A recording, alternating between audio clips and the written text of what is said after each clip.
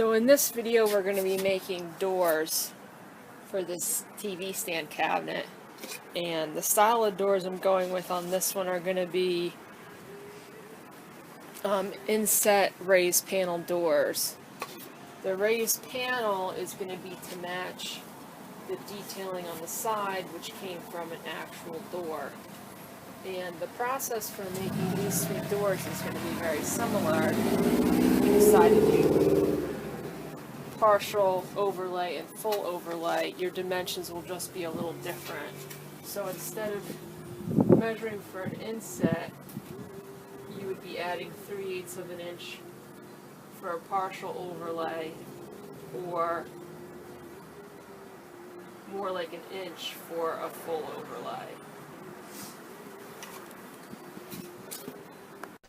The first thing I did was cut all my stiles with the chop saw.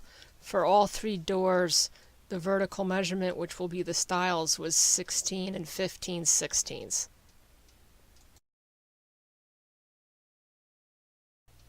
I checked the fit of the stiles by just placing them inside the frame. So now that we have our stiles cut, we can cut our rails. And you have to account for two things when you cut your rails. The first is that there's going to be a groove cut right down the center in all your stiles to accept your center panel. You also have to account for the width of the stile minus the groove.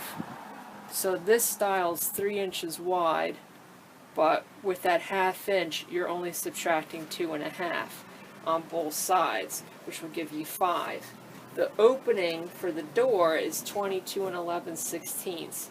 Minus that 5 gives you 17 and 11/16. And you can line everything up.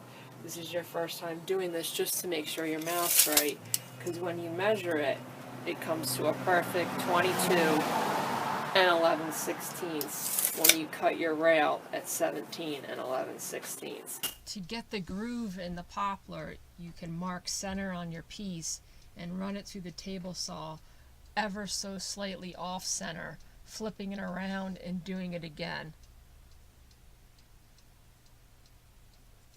After I did that, I tested the fit with a scrap piece of 1/4 inch plywood.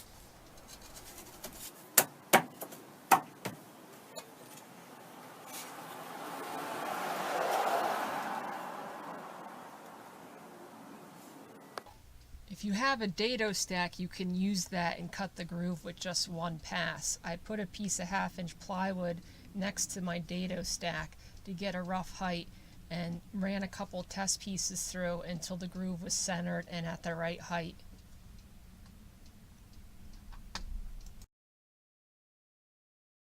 And then using my square to check the depth of the groove for exactly 1/2 inch. Once all my test pieces fit, I run all my rails and stiles through the table saw.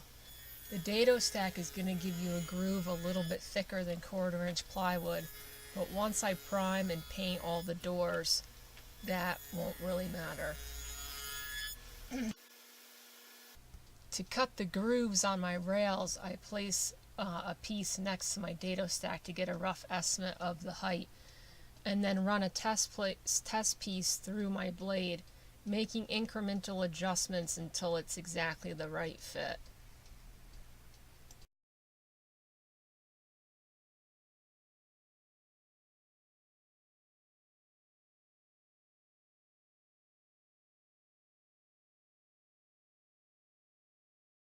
My first cut left my tongue a little too fat for my groove, so I moved my blade up about a 1/16 of an inch and run the piece through again.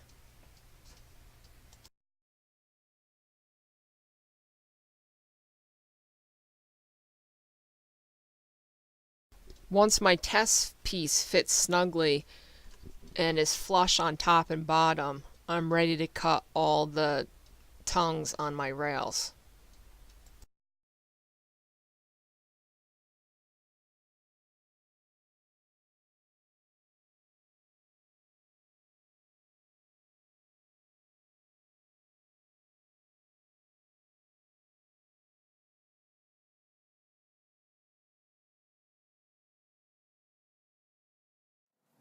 So once you have all your rails cut out, you can fit them to your stiles.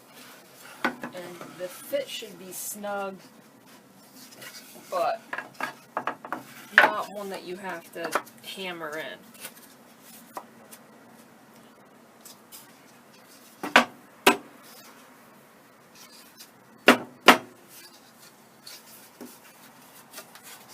And that's your frame.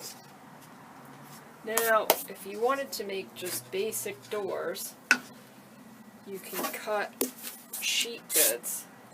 And I marked on here the part that's going to go in that groove. Now this is a 1/2 inch groove, but I only made the excess 3/8 all the way around to allow for seasonal expansion. If you don't do that, there's a good chance your door will crack.